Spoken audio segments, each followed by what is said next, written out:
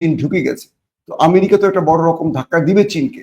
তো চীন এবং তুরস্কের এই প্রযুক্তি নিয়ে তারা রীতিমতো এখন ভাবতে শুরু করেছে, কারণ পশ্চিমা দুনিয়ার প্রযুক্তিকে চীন তুরস্ক সম্মিলিত হারিয়েছে। এখানে সবচেয়ে বড় ক্রেডিট দিতে হবে পাকিস্তানকে, কারণ ভারতের কাছে রাফায়েল ছিল, ভারতের পাইলটরা সেই রাফায়েল পরিচালনা করেছে।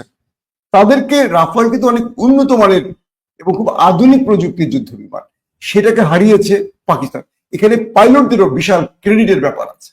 আপনারা দেখেছেন দুই দেশই যখন বিমানকে নিয়ে এক দেশ আরেক দেশে ঢুকে পড়ছিল, ভারতে ঢোকার আগে প্রযুক্তি দিয়ে তাদেরকে বিপদগামী করেছে পাকিস্তান। আর পাকিস্তানের পাইলটরা ওদের দেশে ঢুকেছে হাজার হাজার বৃষ্টির মতো মিসাইল বর্ষণের মধ্য দিয়ে তারা যুদ্ধ বিমান নিয়ে ঢুকে নিরাপদে অ্যাটাক করে আবার নিরাপদে ফিরে এসে।